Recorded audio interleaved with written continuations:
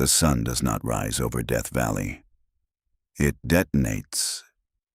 At 6:47 in the morning, the horizon splits open like a wound and releases something ancient and merciless onto the pale, cracked floor of the lowest point in North America. The temperature, which briefly dipped to 89 degrees Fahrenheit overnight, begins its daily climb toward 127.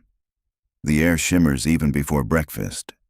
The salt flats of Badwater Basin stretch out in every direction like the bones of a dead sea, white and blinding and infinite, and the silence is so complete it has a texture, a thick, pressurized quiet that sits on your chest and reminds you that nothing here was designed to accommodate you. Death Valley is not a desert in the way most people imagine deserts. It is not romantic. It is not cinematic in the way postcards suggest. It is a geological argument against human existence. 3.4 million acres of superheated air, razor-edged canyon walls, and terrain that looks the same from every direction. The valley floor sits 282 feet below sea level. In summer, ground surface temperatures exceed 200 degrees Fahrenheit. Water evaporates before it can pool. Sweat evaporates before it can cool you. And in July of 2022, 2 people drive into this furnace with 3 bottles of water, a half-charged phone, and the unshakable belief that they know where they are going. They do not. Emily Hartwell is 34 years old, a high school biology teacher from Sacramento, California, with a laugh that her students describe as contagious and a personality that her colleagues call relentlessly curious. She is not a reckless person. She plans her grocery lists in advance. She color codes her lesson plans. She keeps emergency granola bars in the glove compartment of her car, not because she expects emergencies, but because she likes the feeling of being prepared. Her boyfriend, Alex Mercer, is 37, a freelance graphic designer with a quiet intensity and a passion for landscape photography that has taken him to Zion, to Moab, to the high deserts of New Mexico.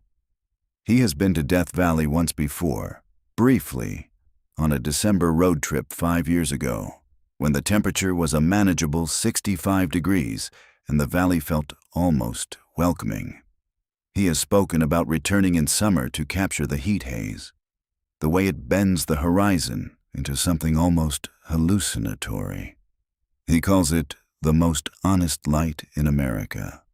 They are, by every measure, a normal couple on a summer vacation. They have been together 4 years. They are talking, quietly and excitedly, about moving in together. Emily has brought a new journal with a green cover. Alex has packed 3 camera lenses, a tripod, and a drone he never gets to fly often enough. They stop for coffee in Beatty, Nevada. They take a selfie outside the park entrance sign. Emily is wearing a white linen shirt and sunglasses. Alex is grinning. They are ordinary people walking towards something extraordinary in the worst possible sense. It begins with a wrong turn that doesn't feel wrong. On the morning of July 14th, Alex pulls up a trail on his phone, a lesser-known canyon route that a photography forum had described as breathtaking and mostly flat, about 4 miles round trip. The post is 2 years old. The trailhead is listed as accessible from a dirt road branching off Badwater Road near mile marker 22. Alex finds a dirt road. It looks right. The GPS signal is weak but present. Emily checks the map, tilts her phone against the glare, and says it looks about right. It is not right. The road they take branches from mile marker 17, not 22. It runs parallel to the correct route for nearly a mile before curving southeast, deeper into an unnamed canyon system that sits in no official trail registry. But the scenery is extraordinary. The canyon walls rise in corrugated layers of red and ochre and a deep purple that Alex cannot believe is real. He pulls over and shoots 24 frames before they even get out of the car. Emily laughs and tells him to focus. They park the car at 9:14 a.m. They begin walking. The first mile is easy and beautiful. The canyon narrows pleasantly. The air between the walls is several degrees cooler than the open flats. Alex photographs everything: a lizard the color of wet sand, a quartz vein splitting a dark rock face, Emily mid-laugh with her green journal tucked under her arm. The second mile is where the ground becomes soft. The third mile is where Emily's ankle rolls on a loose stone and she goes down hard on one knee, catching herself on her palms. She hisses, a sharp, involuntary sound, and sits for a moment on the hot ground.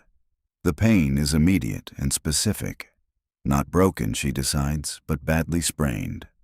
She can walk, but slowly. She looks up at Alex. His expression shifts from concern to something she hasn't seen on his face before. A careful, managed fear. "We should head back," he says. Yes," she says. "We should." Neither of them looks at the water they have remaining. Neither of them has said the words out loud yet. They have one full bottle and two empties they forgot to refill before leaving the car. They have been walking for 1 hour and 43 minutes in 112-degree air. They begin heading back. The canyon looks different from this direction. All canyons do. Within 30 minutes, they understand they are not on the path they came in on. The realization arrives not as a sudden shock, but as a slow, cold dread settling into the stomach despite the heat. The distinctive purple rock formation Alex photographed on the way in is nowhere behind them. The canyon has forked without them noticing. A gentle divergence of maybe 15 degrees, invisible at walking pace, now a quarter mile of wrong direction. Alex opens his phone. 1 bar of signal. He opens Google Maps and watches the blue dot pulse uncertainly in a blank gray space with no road names, no trail markers. He calls 911. It rings twice and drops. Emily sits on a flat ledge of stone and takes off her boot. Her right ankle is swelling visibly, a puffy discoloration creeping up from the joint. She wraps it with the sleeve of her overshirt, which she tears off with the practical efficiency of someone deciding that vanity is no longer relevant. She laces her boot back over the makeshift wrap and stands carefully. She can walk, slowly, deliberately. They share the remaining water with the discipline of people who have suddenly, completely understood what they have. 4 sips each. The bottle is perhaps 400 milliliters. In this heat, and a healthy adult at rest needs at least 1 liter per hour. They are not at rest. Emily is injured. Alex is carrying both their bags now. They decide to climb. The logic is sound. Elevation offers visibility, possible cell signal, and shade from the canyon walls that trap heat like a kiln.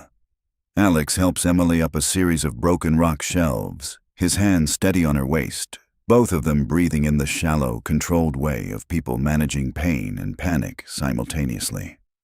They reach a small plateau, perhaps 80 feet above the canyon floor by early afternoon. From here, Alex can see the valley floor in the distance. He cannot see their car. He cannot see any road. He tries his phone again, no signal. He fires up the drone, watches it lift into the searing white sky, banks it south, tries to see something meaningful in the tiny screen. The battery dies after 6 minutes. The drone lands crookedly on a rock, and one of its rotors cracks. Emily writes in her green journal while Alex searches the visible terrain. The first entry is dated and timed. She is that kind of person. It reads, "We have maybe half a bottle of water. Ankle is bad but manageable. We'll be fine. Someone will notice we're gone by tonight. She is right about one thing. They will not be fine by tonight. But someone will notice." The afternoon of the first day is the longest either of them has ever experienced. The plateau offers no shade except a narrow band along the eastern wall that moves with the sun and requires them to shuffle sideways every 20 minutes to stay within it. The heat is not simply hot in the way an oven is hot. It is invasive, thorough, a heat that reaches inside the body and begins rearranging things. Emily's mouth stops producing saliva by 2 p.m. Alex's vision begins to blur at the edges, a shimmering halo effect that he initially mistakes for the heat haze he came here to photograph and then recognizes as early dehydration. They drink the last of the water at 3:15, 4 sips each. Emily counts them. By evening, the temperature drops to 101 degrees, which feels, against everything logical, almost bearable. They spend the first night on the plateau. Alex builds a small wine shelter from his camera bag, their 2 backpacks, and a flat sheet of shale he finds along the wall. Emily's ankle has stiffened in the cooling air, and she cannot bend her foot without a deep, grinding protest from the joint. She sleeps in fragments, 20 minutes, then awake again, now listening to the silence, which is broken only by the occasional distant crack of cooling rock, and once, something that sounds like it might be wind or might be an animal, and turns out to be neither. Alex does not sleep. He sits with his back against the warm rock and makes a list in his head of everything that might save them. Someone will check their hotel reservation and raise an alarm. Emily's mother calls her every Sunday. It is Thursday night. That feels very far away. The park rangers conduct sweeps. He knows this. But Death Valley encompasses 3.4 million acres, and they are not on any registered trail. Their car is parked on an unmarked dirt road that may or may not be visible from the air. The second day brings the first real crisis. Emily develops a headache that she describes as a sound more than a pain. A high metallic whine behind her eyes that doesn't respond to anything she tries. This is heat exhaustion presenting itself with clinical precision, though neither of them uses those words. Her skin is hot and dry. She is not sweating despite the 118-degree air, which is its own terrible signal. The body rationing its last moisture. Alex makes a decision that feels insane, but is actually correct. He breaks open one of his camera lens cleaning cloths, finds a tiny alcohol packet in the first aid kit tucked in the camera bag, and uses it to cool the back of Emily's neck. The relief it provides lasts approximately 4 minutes. They find water on the second afternoon through a stroke of desperate observation. Alex, and scanning the canyon walls below with a kind of focused attention that has nowhere else to go, notices a darker stain on the rock face perhaps 30 feet below their plateau, a narrow vertical strip where the stone is a deeper red, almost black. He climbs down alone, leaving Emily with instructions that feel, in their precision, like small acts of love. Stay in the shade, don't move the ankle, call out every 5 minutes. The dark stain is moisture, a seep, a place where groundwater migrates through porous rock and weeps out in quantities too small to call a spring, but too significant to ignore. He presses his palm against the rock and pulls it back damp. He holds every container they have. 2 empty water bottles, the lens cleaning cloth, the foil emergency blanket from the first aid kit, against the seep and collects what he can. It takes 40 minutes to collect perhaps 200 milliliters. It is not enough. But it is not nothing. The third day is psychological in a way the first 2 were not. Emily begins to see things. She describes them carefully, analytically in her journal. A habit of mind that is both a coping mechanism and, perhaps, a tether to reality. She sees a blue car on the valley floor below, parked at an angle, glinting in the heat. She describes it to Alex, who looks and sees only white flats and wavering air. She sees it for perhaps an hour before it dissolves. She writes, "I know it isn't real, but I keep looking for it anyway, in case it decides to become real." Alex reads this over her shoulder and finds he has nothing to say that would be adequate. He begins to make mistakes. Small ones, then larger ones.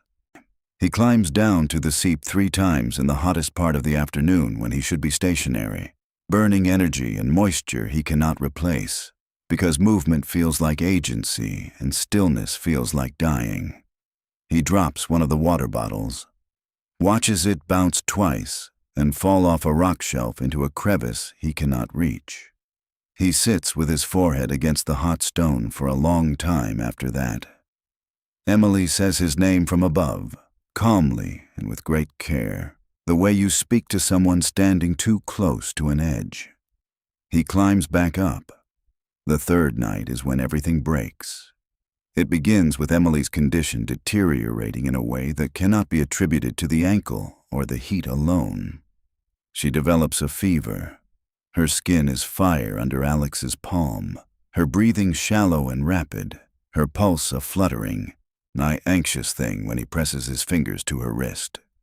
She is somewhere between conscious and not, drifting in and out of a shallow, fitful state that is not quite sleep, murmuring things he can't always make out. He hears his name. He hears her mother's name. He hears something that sounds like she is explaining a lesson to students. Alex sits beside her in the dark and understands, with a clarity that feels almost calm because it is too enormous for panic, that she may not survive another day without water and medical care. He has perhaps 80 milliliters of water from the seep. He gives it to her in sips he measures by counting his heartbeats between each one. His own mouth is a desert now, his lips cracked and bleeding a thin, dark blood, his tongue feeling thick and foreign in his mouth, a clay thing that no longer fits properly. His hands shake when he holds the bottle. He tells himself it is the cold. Temperatures have dropped to 88 overnight, which is both a mercy and too late. He tries his phone for the 47th time. He has been counting. No signal. The battery is at 4%, carefully husbanded. Screen brightness at 0, airplane mode on, except for the 30 seconds every 2 hours when he tries to send a text message that may or may not be going anywhere. He thinks about leaving her to go for help. He thinks about it for a long time, in the complete dark, with only the sound of Emily's ragged breathing beside him. The plateau is perhaps 4 miles from the valley floor, he estimates. But he doesn't know which direction leads to a road, or how his legs would carry him in his current state, or what would happen to Emily in the hours he was gone. He thinks about the people they haven't called back, the dinners they haven't had, the apartment they were going to move into together in September. He puts his hand on Emily's. Her fingers curl weakly around his. He decides he is not leaving. It is a decision made from love and from exhaustion, and from the specific kind of despair that sits just on the other side of surrender. It may have been the wrong tactical decision. It may have been the only human one. What saves them begins with an accident and is completed by stubbornness. At some point in the 4th morning, Alex has lost precise track of time, which frightens him in a distant, muffled way. The drone he has mentally written off emits a single, unexpected chirp from where it sits propped against the rock wall. The battery, warmed by morning sun hitting the south-facing stone, has recovered perhaps 3% charge. Not enough to fly, not enough to film, but enough, Alex realizes, his mind moving slowly but arriving at the right place to power the lights. The drone has 4 LED indicator lights on its undercarriage. They are not bright, but they are white, and they blink in a pattern. Alex carries the drone to the highest point of the plateau, a jagged spire of rock he has to climb on hands and one badly abraded knee to reach, and holds it above his head in the morning sun, alternating between letting the LEDs blink their automatic pattern and covering them with his shirt, uncovering them, covering them again. He does this for an unknown amount of time. His arms shake. He covers and uncovers the lights. He is not sure anyone can see him. He is not sure anyone is looking. He does it anyway, because it is the only thing he can think of, and because staying in motion keeps him from going somewhere in his mind that he is afraid he won't come back from.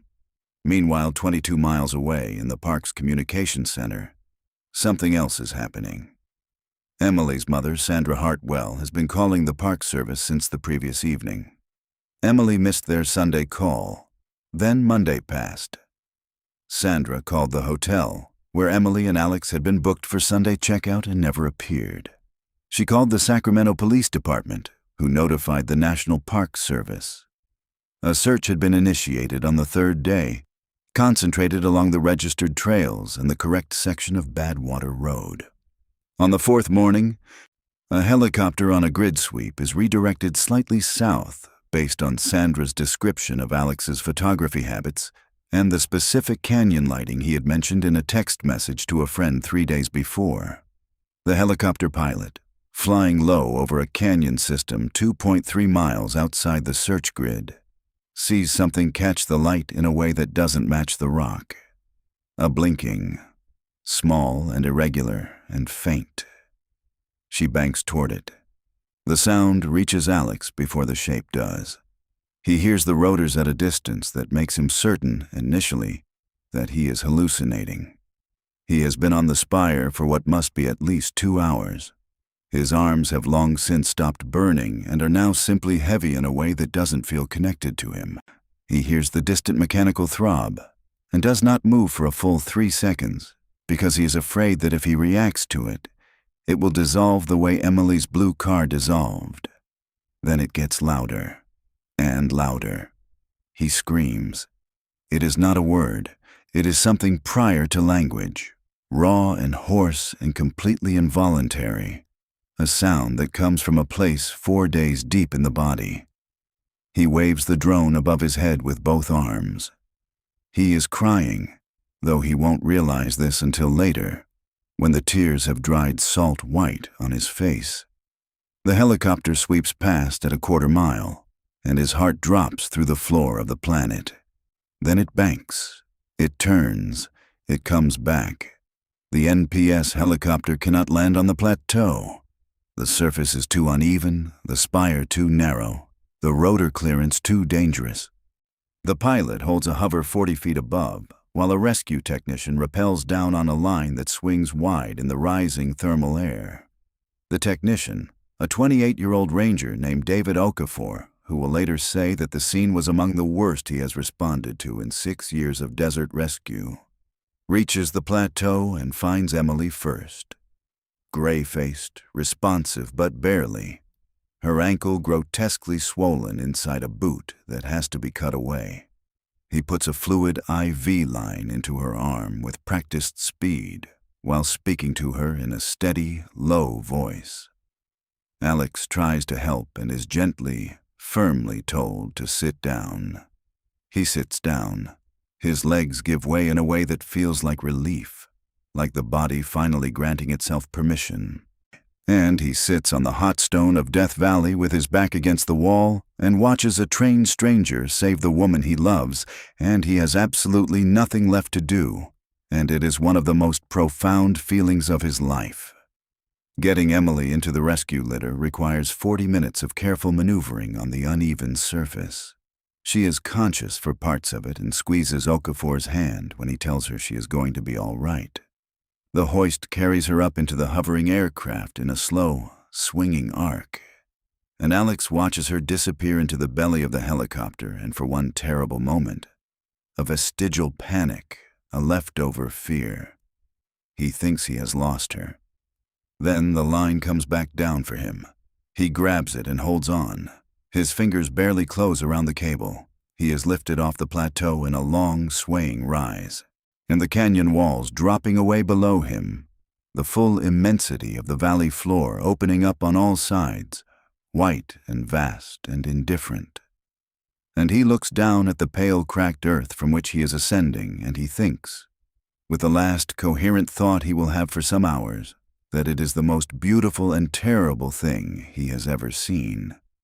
The helicopter lands at Furnace Creek 16 minutes later. Emily spends 11 days in Desert Valley Hospital. She has severe dehydration, heat stroke, a grade 2 ankle sprain, and early-stage kidney stress from 4 days without adequate fluid intake. The fever that Alex witnessed on the third night was a warning that had approximately 12 hours remaining before crossing into organ failure territory. The fourth line David Okafor placed on that plateau, in that heat, is widely credited by the attending physicians with preventing a very different outcome. She teaches again in September, 12 weeks later, with a compression brace on her right ankle, and a story she was initially reluctant to tell. She tells it anyway, eventually, because her students ask and because she decides that silence is a kind of waste. She teaches a unit on desert ecology and survival biology that she has never taught before. Her students rate it consistently as the class they remember most. Alex loses 14 pounds in 4 days. He develops a post-traumatic response that surfaces primarily as an inability to be in direct sunlight without a specific, chest-tightening anxiety that takes 8 months of therapy to begin to loosen. He publishes none of the photographs from that day, but he keeps them, and the last one, taken a few minutes before Emily's ankle gave out, showing her mid-laugh with the canyon walls blazing orange behind her, becomes the lock screen on his phone and stays there for years. They move into the apartment in September, 2 weeks late. Their case contributes to a formal review of Death Valley's digital trail registry system and prompts the Park Service to install additional GPS rescue beacons at key trailheads in the southern canyon regions. A recommendation is issued requiring hikers entering any backcountry zone to file a physical trip plan, not merely a digital check-in, with a park ranger station. It is a small change. It is the kind of change that saves lives without headlines. Sandra Hartwell, Emily's mother, who made the calls that redirected the search, is not mentioned in any official report. Emily mentions her in every telling of the story. Death Valley does not forgive. It does not punish either. It simply continues, indifferent as geology, ancient as thirst, asking nothing from anyone and offering nothing in return. It was doing this before the first human set foot in it, and it will do this long after the last one leaves. What Emily and Alex carried out of that canyon was not just survival. It was a specific and hard-won knowledge that most of us spend entire lives avoiding. The knowledge of exactly how thin the membrane is between ordinary life and its absence. 4 wrong miles, 3 bottles of water, 1 unremarkable Tuesday morning. What held them was not training or equipment or superhuman resolve. It was smaller than that, and therefore larger than that. It was Alex holding Emily's hand in the dark and deciding that he was not going to leave. It was Emily counting the sips. It was a drone with 3% battery and a mother who called on Sunday. Survival, in the end, is rarely a single heroic act. It is a long series of small refusals to stop. It is choosing again and again, in the dark and the heat and the silence, to still be here in the morning. They were still here in the morning. If this story moved you, if you felt those 4 days in the canyon, the heat, the fear, the stubborn and improbable love, then consider sharing it with someone who needs to be reminded of what human beings are capable of enduring. Subscribe to this channel for more stories of survival, resilience, and the people who faced the unimaginable and came back to tell the truth about it. Like this video if you believe their story deserves to be heard. Every share keeps these stories alive. And sometimes, knowing a story like this exists is exactly what someone needs.